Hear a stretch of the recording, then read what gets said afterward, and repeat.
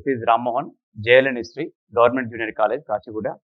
Today, in our 9th lesson, we are going to learn Rajakar's atrocities and police action. Before going to learn about these, first of all,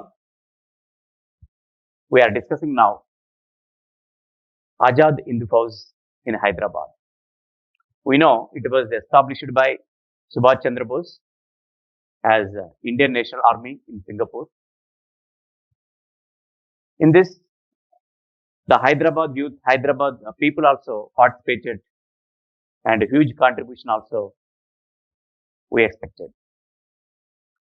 Many Hyderabad leaders encouraged here the activities of INA and Subhash Chandra Bose. That's what, the Sukesh Chandra, Ramesh Chandra, Ahmad Safrani, and Ali Sultan, they all closely related with Subhash Chandra Bose. Especially Sukesh Chandra worked as a commentator to the radio of INA. It was broadcasted the news in different languages, earlier Germany and English, later moved to other regional languages also. And even the Sukesh Chandra family also participated in social activities of Hyderabad. And Safrani, one more important personality who closely associated with Netaji Subhash Chandra Bose. Later, he worked in Gandhi Sevagram. Because of his contribution to the freedom fight and service, it was recognized by Indian government as well as Jawaharlal Nehru. He appointed as the ambassador to the Muslim countries. And one more significant personality during this Azad Hindu Fauj, that is Ali Sultan, and who was the founder of Charminar Cigarette Factory and Wazir Sultan Tobacco. He also closely connected with Subhash Chandra Bose. So, this indicated here Hyderabad participated hugely in Indian National Army. So, they supported the activities, the actions of Netaji Subhash Chandra Bose as well as INA. Netaji Subhash Chandrabose స్థాపించినటువంటి ఆజాద్ హిందూ ఫౌజ్ మరియు ఈ యొక్క భారత జాతీయ సైన్యం ఏదైతే ఉందో దానికి హైదరాబాద్ నుంచి సంపూర్ణమైనటువంటి సహకారం అనేది లభించింది. అనేక మంది వ్యక్తులు, నాయకులు ఇందులో పాల్గొన్నారు. తమ యొక్క పూర్తి సహకారాన్ని నేతాజీ సుభాష్ చంద్రబోస్ అందించడం జరిగింది. ముఖ్యంగా సుకేష్ చంద్ర అనేటటువంటి వ్యక్తి సుభాష్ చంద్రబోస్కి చాలా సన్నిహితంగా మెలిగాడు. ముఖ్యంగా వాళ్ళు స్టార్ట్ చేసినటువంటి రేడియోకి వ్యాఖ్యాతగా ఉన్నాడు. అది అనేక భాషల్లో తమ యొక్క ప్రసారాలను అందజేసింది. సఫ్రాన్ అనేటువంటి మరొక వ్యక్తి సుభాష్ చంద్రబోస్కి చాలా దగ్గరవాడు. ఐఎన్ఏలో పనిచేశాడు. ఆ తర్వాత గాంధీజీ సేవాగ్రామంలో కూడా అతను పనిచేయడం జరిగింది, సేవను అందించడం జరిగింది.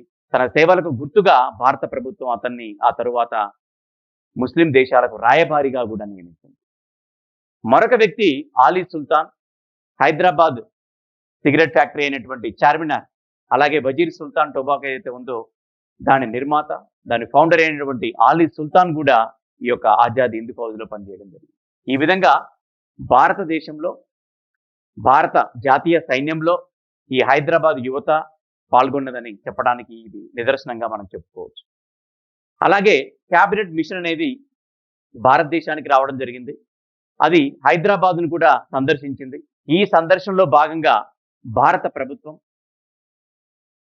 ముందున్నటువంటి లక్ష్యం ఏంటంటే హైదరాబాద్ కూడా ఈ యొక్క భారతదేశంలో కలవడం.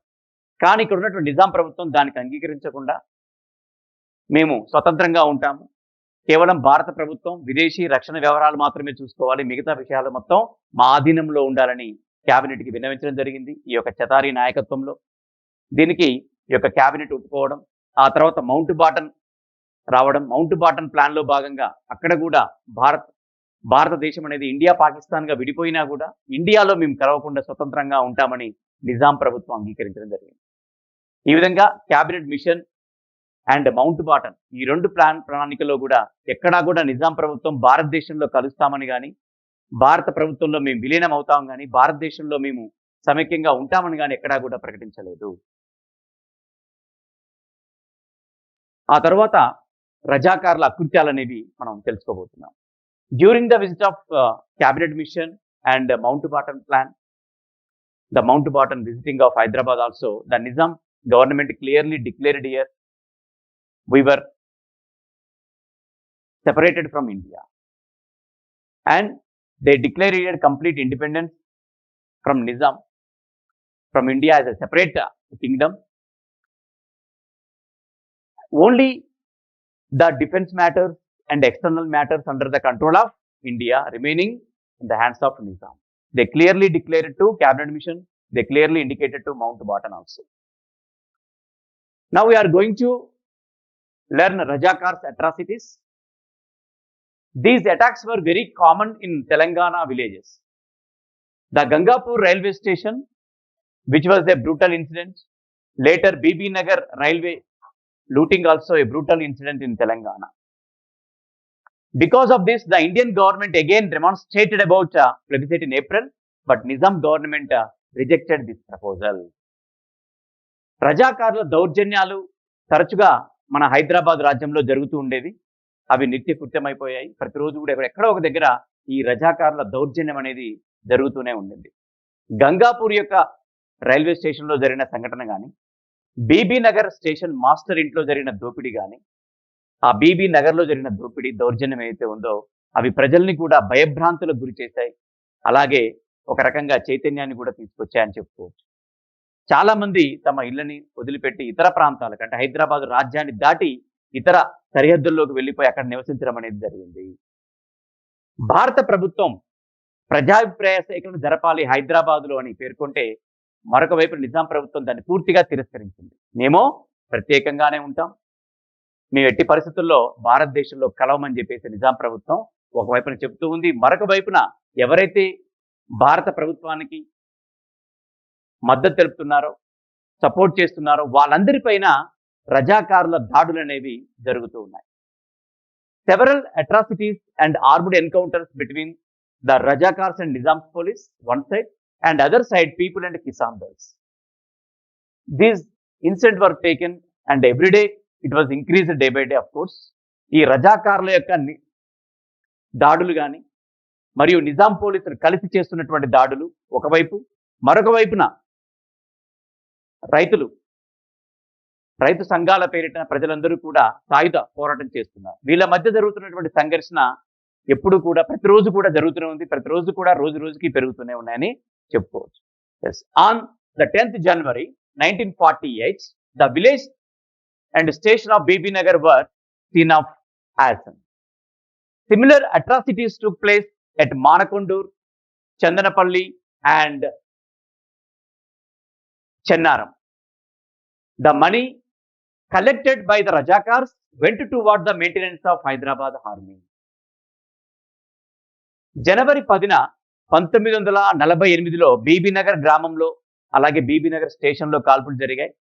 ఇటువంటి దారుణాలు ఇంతకుముందు జరిపినటువంటి గంగాపూర్ సంఘటన కానీ, బీబీ నగర్ సంఘటన కానీ ఇవన్నీ కూడా నిత్యం జరుగుతున్నవే. ఈ సంఘటనలన్నీ కూడా మానకొండూరు, చందనపల్లి, సోమార ఇలాంటి ప్రాంతాలలో రెగ్యులర్గా జరుగుతూ ఉంటే, ఎక్కడో దగ్గర జరుగుతూ ఉండే దారుణాలే, అకృత్యాలే. రజాకార్లు ఈ దాడుల్లో సేకరించినటువంటి డబ్బునంతా కూడా ఏం చేస్తున్నారు, హైదరాబాద్లో నిజాం సైన్యం ఏదైతే ఉందో ఆ నిజాం సైన్యాన్ని ఖర్చు కోసం ఎప్పటికప్పుడు ఇక్కడి నుంచి పంపడం అనేది జరుగుతుంది. అంటే ఆ నిర్వహణ కోసం ఇక్కడి నుంచి పంపుతున్నారు. The money which was collected by Razakars, not collected, looted. Okay, it was looted and sent to the year toward the maintenance of Hyderabad army. So హైదరాబాద్లో సైన్యానికి అయ్యేటటువంటి ఖర్చును ఇక్కడి నుంచి, అంటే దోపిడీ చేసి ప్రజల దగ్గర ఉన్నటువంటి బంగారు రూపంలో ఉండొచ్చు, నాణాల రూపంలో ఉండొచ్చు, ఏ రూపైనా ఉన్నా వాళ్ళ ఒంటి మీద నుంచి కూడా తీసుకెళ్లి ఈ యొక్క హైదరాబాద్ సైన్య ఖర్చుకి ఇవ్వడం జరుగుతుంది. ఆ విధంగా రజాకారుల యొక్క అకృత్యాలు, దారుణాలు అనేవి అనేక ప్రాంతాలలో నిత్యకృత్యంగా జరుగుతూనే ఉన్నాయి.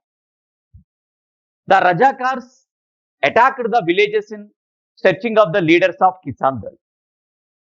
Similar instances taken place at Vardhaman Kota, Pallepahat, Suryapeta and Channaram. These events created panic among the people, especially middle class, and started migrating to the Indian Union.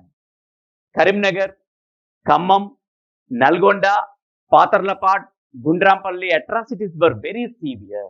So, Rajakars attacked here in the villages only for searching of the leaders of Kisan Dal, the leaders of peasants. The similar instances you see, which were taken place in Vardhaman Kota, Pallepad, Suryapet, and Channaram, if you observe these incidents, all incidents are very similar. These incidents, these atrocities created a panic among the middle class. That's what they migrated to, okay, Indian Union, means rest of Hyderabad kingdom. They went to different places of Indian Union and they settled down there. Because of, it was created a panic among the middle class people. And these incidents not only, okay, Hyderabad, even Karimnagar, Khammam, Nalgonda, Patarlapad, Gundrampalli, okay, these all atrocities were very severe. ఈ యొక్క కిసాన్ దళం నాయకులను వెతుక్కుంటూ రజాకార్లు పల్లెల్లోకి చొచ్చుకురావడం అనేది జరిగింది. వాళ్ళు ఎక్కడున్నారు, వాళ్ళ కోసం వెతకడానికి వచ్చి గ్రామస్తులపై దాడి చేసి వాళ్ళ దగ్గర ఉన్నటువంటి ధనాన్ని, బంగారాన్ని దోచుకొని వెళ్ళడం అనేది సర్వసాధారణం. ఇలాంటి సంఘటనలు వర్ధమానకోట, పల్లెపహాడ్, సూర్యాపేట, చెన్నారం, ఇలాంటి సంఘటనలు అక్కడ రోజు జరుగుతున్నవే. ఈ సంఘటనలన్నీ కూడా ఒక దగ్గర జరిగిన సంఘటన ఇంకో దగ్గర కూడా అలాగే జరుగుతుంది. దాంట్లో ఎలాంటి మార్పు లేదు. ఇలాంటి సంఘటన వల్ల ప్రజల్ని భయభ్రాంతులకు గురి చేయడం, ఇక్కడ ఉన్నటువంటి ప్రజలు భయాలతో బతకడం, భయాందోళనలు సృష్టించడం అనేది రజాకారుల యొక్క దౌర్జన్యం అని మనకు తెలుస్తుంది. అందుకే ఇక్కడ ఉన్నటువంటి మధ్యతరగతి ప్రజలు ఈ భయాందోళనలకు గురయ్యి హైదరాబాద్ రాజ్యాన్ని వదిలి ఇతర సుదూరమైనటువంటి ప్రావిన్సులు వెళ్ళిపోవడం జరిగింది. అంటే ఇండియన్ యూనియన్ ప్రాంతాలకు వెళ్ళిపోయారు, అక్కడ నివసించడం జరిగింది. ముఖ్యంగా కరీంనగర్, ఖమ్మం, నల్గొండ, పాతర్లపాడ్, గుండ్రాంపల్లి సంఘటనలో జరిగినటువంటి సంఘటనలు అత్యంత భీకరం, అత్యంత దారుణంగా చెప్పుకోవచ్చు. కొన్ని వందల మందిని ఇక్కడ పొట్టన పెట్టుకున్నారు, ఎంతో మందిని ఇక్కడ దౌర్జన్యం చేయడం జరిగింది. అవన్నీ కూడా దారుణాలు ఎప్పటికప్పుడు భారత ప్రభుత్వానికి తెలుస్తున్నప్పటికీ అవి పోలీస్ యాక్షన్ చేయడానికి చాలా సమయం పట్టిందని తెలుసుకోవచ్చు. On the 31st March, the Ittihadul Muslimin Party celebrated the Hyderabad Weapons Week at Darussalam. So, the Ittihadul Muslimin Party, which was headed by, Kashim Razvi, he declared here Chalo Delhi. And in this meeting, he declared Asaf Jahi flag would fly over the Red Fort.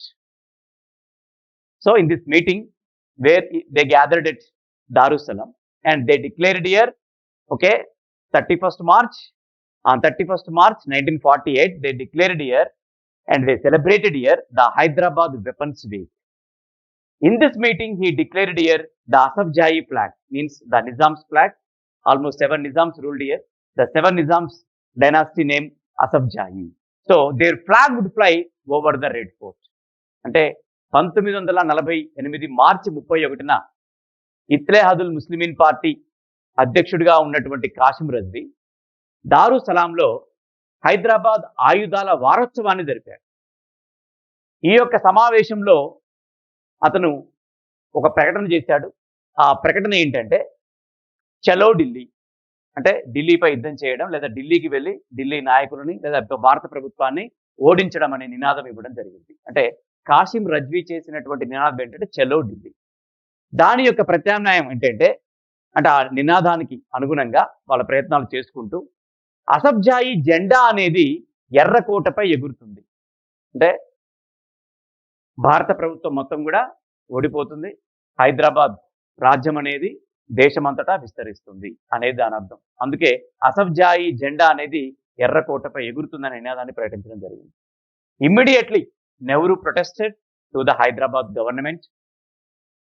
Nehru వెంటనే భారత ప్రధాని అయినటువంటి నెహ్రూ హైదరాబాద్ ప్రభుత్వానికి తన నిరసన కూడా తెలిపాడు. ఏవైతే కాసిం రజ్వీ చేసినటువంటి కామెంట్ ఏదైతే ఉందో, డిక్లరేషన్ అయితే ఉందో, దానికి వెంటనే ఇమీడియట్ గా ప్రొటెస్ట్ చేయడం జరిగింది. On 21st August 1948, Razakar shot down and cut off his hands of Shoaibullah Khan. Shoaibullah Khan అనే ఒక జర్నలిస్ట్ ఇమ్రోజ్ పత్రికను స్టార్ట్ చేశాడు. ఆ ఇమ్రోజ్ పత్రికలో ఈ యొక్క నిజాం అకృత్యాల గురించి, రజాకార్ల యొక్క దౌర్జన్యాలు, దారుణాల గురించి ఎప్పటికప్పుడు ప్రజలకు తెలియజేసేవాడు.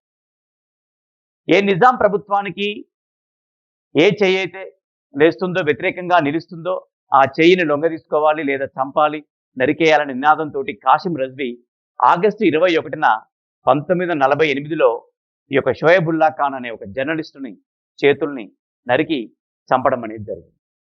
అంటే ఈ విధంగా నిజాం అకృత్యాలను సపోర్ట్ చేస్తే ఏం లేదు, ఎవరైతే వ్యతిరేకత తెలియజేస్తారో రాతల ద్వారా, మాటల ద్వారా, చేతల ద్వారా వాళ్ళకి ఖచ్చితంగా ఇలాంటి పనిష్మెంట్ ఉంటుందని చెప్పేసి తెలియజేయడమే ఈ యొక్క ఉద్దేశం.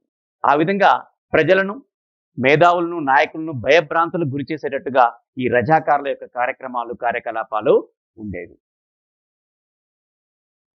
Now moving to Nizam appeal to the UNO. Layak Ali, the Prime Minister of Hyderabad Nizam, came forth with the idea that the Hyderabad issue should be taken to the UNO. Hyderabad సమస్య అనేది UNO ముందుకు తీసుకెళ్లాలని ఈ యొక్క లాయక్ ఆలీ, హైదరాబాద్ ప్రధానమంత్రి అయినటువంటి లాయక్ ఆలీ భావించడం జరిగింది. అంతేకాదు ఆ సలహా నిజాం కూడా తెలియజేశారు. UNO ఐక్యరాజ్య సమితి అనేది మనకు తెలుసు 1945లో ఏర్పడింది. భారతదేశం వ్యతిరేకంగా, మన దేశ చర్యలకు వ్యతిరేకంగా ఈ యొక్క హైదరాబాద్ యొక్క సమస్యని నిజాం ఐక్యరాజ్య సమితికి విజ్ఞప్తి చేయడం అనేది ఉద్దేశం. అందుకే Nizam appeal to the UNO. So in this, Indian government decided to dispatch the Indian troops to the Hyderabad territory. ఎప్పుడైతే ఈ సమస్య ఐక్యరాజ్య సమితి వరకు వెళ్ళిందో, ఎప్పుడైతే ఈ విషయం భారత ప్రభుత్వానికి తెలిసిందో, వెంటనే భారత దళాలను హైదరాబాద్ భూభాగానికి పంపాలని చెప్పేసి భారత ప్రభుత్వం నిర్ణయించింది. అంటే సమస్యను ఎప్పుడైతే ఒక జాతీయ సమస్య లేక ప్రాంత సమస్య అయినటువంటి దీనిని ఒక అంతర్జాతీయ సమస్య చేయడానికి ఎప్పుడైతే నిజాం ప్రభుత్వం ముందుకెళ్ళిందో, ఈ చర్యని తీవ్రంగా ఖండించినటువంటి భారత ప్రభుత్వం వెంటనే భారత దళాలను హైదరాబాద్ భూభాగానికి పంపాలి, అలాగే హైదరాబాద్ యొక్క ప్రాంతాన్ని లేదా రాజ్యాన్ని విలీనం చేయాలనే ఉద్దేశంతో వెంటనే పోలీస్ యాక్షన్ జరపాలని చెప్పేసి భారత ప్రభుత్వం నిర్ణయించింది. So an ultimatum was delivered by VP Menon to the Nizam on the evening of 10th September.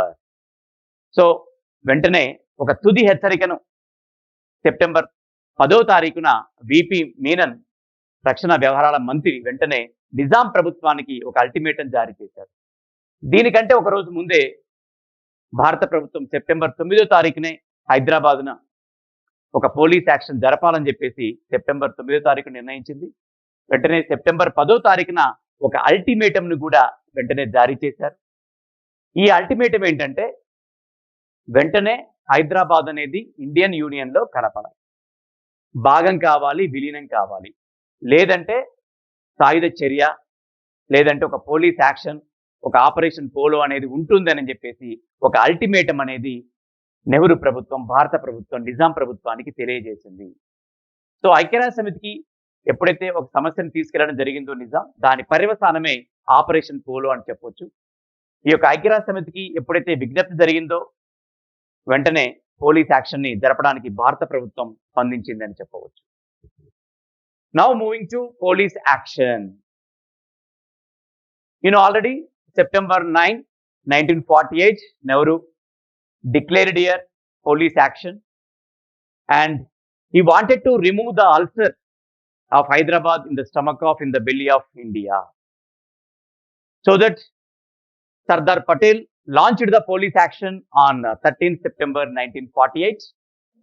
The military action, it was named after the Polo, the Operation Polo. It was coded as a Operation Polo. The Major General J.N. Chowdhury and Lieutenant General Rajendra Singh, these two were headed of Operation Polo or police action. And other hand, the Nizam forces under the L. Adrus, Indian Army was headed by Major General J.N. Chowdhury and Rajendra Singh. And the Operation Polo or police action, the military entered in Hyderabad on September 13. The police action was taken from September 13 to September 17. Almost 4 to 5 days they took time. Meanwhile, the Nizam surrendered on 17th September. Initially, 1 or 2 days they struggled, they resisted some extent, but on third day onwards, it came to under the control of Indian Army or police, the Indian police. And only 2 days resistance later, the Nizam as well as the Nizam police were surrendered to the Indian Army. This was on 17th September. Nizam forces under L. Edrus surrendered to the Nizam Indian government of India on 17th September 1948. Police చర్య, దీనిని మనం operation polo అంటాం. భారత ప్రధాని September 9వ తారీఖున operation పోలోని ప్రకటించడం జరిగింది. భారతదేశం అనే ఒక భూభాగం, ఈ భూభాగంలో ఒక అల్సర్ లాంటిది, భారతదేశం అనే కడుపులో హైదరాబాద్ అనేది ఒక రాచపుండు లాంటిది. దీనిని తొలగించకపోతే మొత్తం భారతదేశానికి మొత్తానికి ఇది వ్యాప్తి చెందుతుంది. కాబట్టి వెంటనే దీనిని తొలగించాలి అనే లక్ష్యంతో నెహ్రూ ఒక ప్రకటన చేయడం జరిగింది. ఈ ప్రకటనలో భాగంగా పోలీస్ యాక్షన్ని జరపడానికి భారత ప్రభుత్వం నిర్ణయించింది. సెప్టెంబర్ 10వ తారీఖున విపి మీనన్ ఒక అల్టిమేటం కూడా జారీ చేశాడు. నిజాం ప్రభుత్వం లొంగిపోవాలి, హైదరాబాద్ రాజ్యం భారతదేశంలో వెంటనే కలవాలని చెప్పేసి ఆయన ఒక అల్టిమేటాన్ని కూడా జారీ చేయడం జరిగింది. కానీ దానికి ఎటువంటి ప్రతిస్పందన నిజాం ప్రభుత్వం నుంచి లేదు. అందుకే భారత ప్రభుత్వం హోమ్ మినిస్టర్ అయినటువంటి సర్దార్ వల్లభాయ్ పటేల్ ఈ యొక్క ఆపరేషన్ పోలోని ప్రారంభించడం జరిగింది సెప్టెంబర్ 13వ తారీఖున. భారత ఉప ప్రధాని మరియు మన గృహమంత్రి అయినటువంటి హోమ్ మినిస్టర్ అయినటువంటి సర్దార్ వల్లభాయ్ పటేల్ ఈ యొక్క పోలీస్ యాక్షన్ అలాగే ఆపరేషన్ పోలో అనే కోడ్ దీనికి ఉన్నది. దీన్ని 13 సెప్టెంబర్న ప్రారంభించారు. గుర్తుపెట్టుకోవాలి, 13 సెప్టెంబర్న ఈ యొక్క ఆపరేషన్ పోలో ప్రారంభమైంది. ఇది సెప్టెంబర్ 17 వరకు కొనసాగింది. అంటే మొత్తం 5 రోజుల పాటు ఈ పోలీస్ చర్య హైదరాబాద్లో జరపబడింది. మరి ఈ యొక్క పోలీస్ చర్యకు ఎవరు నాయకత్వం వహించారు, ఈ ఆపరేషన్ పోలోని ఎవరు ముందుకు తీసుకెళ్లారు అంటే మేజర్ జనరల్ జేఎన్ చౌదరి మరియు రాజేంద్ర సింగ్, వీరిద్దరూ కూడా భారతీయ సైన్యానికి నాయకత్వం వహించారు. సెప్టెంబర్ 13న ఈ యొక్క సూర్యాపేట దగ్గర నుంచి వాళ్ళు ఎంటర్ అవ్వడం జరిగింది. సెప్టెంబర్ 13 నుంచి 17 వరకు 5 రోజుల పాటు ఈ యొక్క పోలీస్ యాక్షన్ హైదరాబాద్లో జరిగింది. మొట్టమొదటగా మొదటి 1 లేదా 2 రోజుల వరకు కొద్దిగా ఈ యొక్క నిజాం సైన్యం లేదా నిజాం పోలీస్ దళం ఏదైతే ఉందో, ఎల్ ఎడ్రూస్ అనే వ్యక్తి దీనికి అధ్యక్షుడు. అతని నాయకత్వంలోనే నిజాం పోలీస్ దళాలు భారత దళంపైకి భారత సైన్యంపైకి దాడులు జరిపాయి. మొదటి 2 రోజులు కొద్దిగా మన భారత సైన్యాన్ని నియంత్రించగలిగారు. ఇక 3వ రోజు నుండి అనేక మంది నిజాం పోలీస్ దళాలు మరణించడం, వెంటనే 4 రోజుల్లోనే పూర్తిగా హైదరాబాద్ పోలీస్ దళం ఎల్ ఎడ్రూస్ నాయకత్వంలో లొంగిపోవడం జరిగింది. నిజాం రాజు నిజాం నవాబు కూడా వెంటనే లొంగిపోతున్నట్టుగా ప్రకటన చేయడం జరిగింది. ఇదంతా కూడా సెప్టెంబర్ 17న భారత ప్రభుత్వానికి నిజాం నవాబు లొంగిపోయాడు. అంటే సెప్టెంబర్ 13న ప్రారంభమైనటువంటి పోలీస్ చర్య సెప్టెంబర్ 17 వరకున కొనసాగింది. మొత్తం 5 రోజుల పాటు జరిగినటువంటి ఈ ఆపరేషన్ పోలోలో మన యొక్క భారత సైన్యం పూర్తిగా హైదరాబాదుని స్వాధీనం చేసుకోవడం జరిగింది. మొత్తం హైదరాబాద్ రాజ్య వ్యవస్థ ప్రభుత్వం అంతా కూడా జనరల్ జేఎన్ చౌదరి రాజేంద్ర సింగ్ నాయకత్వంలోకి ఆధీనంలోకి రావడం జరిగింది. ఎల్ ఎడ్రూస్ నిజాం పోలీస్ దళాలకు అధ్యక్షుడు ఎవరైతే ఉన్నారో, ఎవరి ఆధీనంలో అయితే దాడులు జరుగుతున్నాయో అతడు కూడా వెంటనే లొంగిపోవడం, తమ దళాన్ని మొత్తాన్ని భారత ప్రభుత్వానికి లొంగింపజేయడం, అలాగే నిజాం నవాబు కూడా పూర్తిగా భారత సైన్యాన్ని ఆహ్వానించడం, అలాగే జనరల్ జేఎన్ చౌదరిని ఆహ్వానించడం, ఆ తర్వాత సర్దార్ వల్లభాయ్ పటేల్ కూడా హైదరాబాద్ రావడం జరిగింది. సో పోలీస్ యాక్షన్ అనేది భారతదేశ చరిత్రలోనే కాదు, హైదరాబాద్ అలాగే తెలంగాణ సాయుధ పోరాటంలో ఈ యొక్క పోలీస్ యాక్షన్ లేదా పోలీస్ చర్యకు అనేది చాలా ప్రాధాన్యత ఉందని తెలుసుకోవచ్చు. నిజాం పరిపాలన ప్రారంభించే దగ్గర నుంచి దాదాపుగా ఒకవైపున జరుగుతున్నటువంటి రజాకార్ల అకృత్యాలకు ఒక బ్రేక్ పడింది అంటే ఈ యొక్క పోలీస్ యాక్షన్ వల్ల. దాదాపుగా 1946 నుంచి వీళ్ళ అకృత్యాలు విపరీతంగా పెరిగిపోయాయి. ఆ అకృత్యాల ఫలితం, ఆ పర్యవసానమే చివరికి పోలీస్ యాక్షన్ జరపడం. సో భారత సైన్యం జరిపినటువంటి ఈ పోలీస్ యాక్షన్ అనేది చరిత్రలో ఎంతో ప్రాధాన్యత కలిగినటువంటి అంశం. ముఖ్యంగా 1948 సెప్టెంబర్ 17న మనం తెలంగాణ భారతదేశంలో విలీన దినోత్సవంగా మనం జరుపుకుంటున్నాం.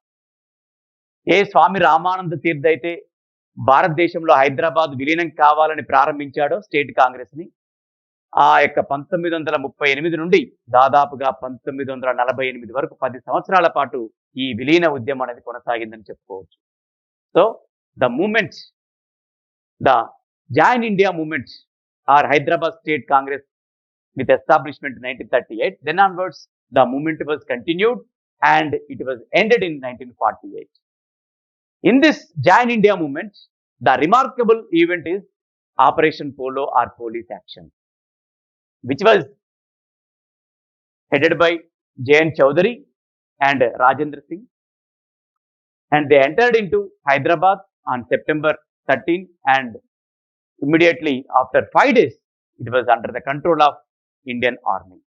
So the September 17th, the day, it was a remarkable day in Indian, not only in Indian history, even in Hyderabad history also.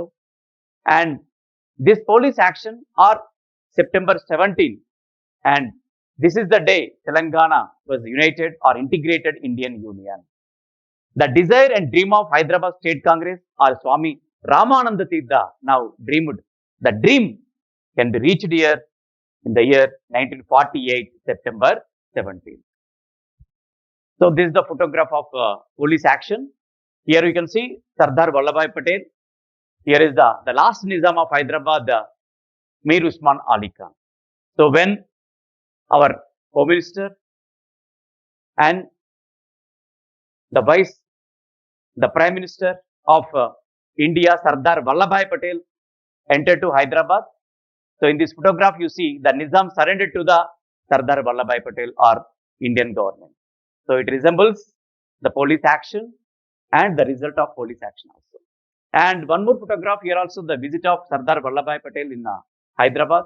So this shows here the importance of Hyderabad, because the police action, not only that, the September 17th was a very important day in Telangana history. So in this unit, you see number of events were occurred. Not only police action, you see the Vande Mataram movement in 1938 in Osmania University. One more great movement, that is Hyderabad State Congress. And before that, the women, the huge participation of women in Telangana freedom struggle. And before that,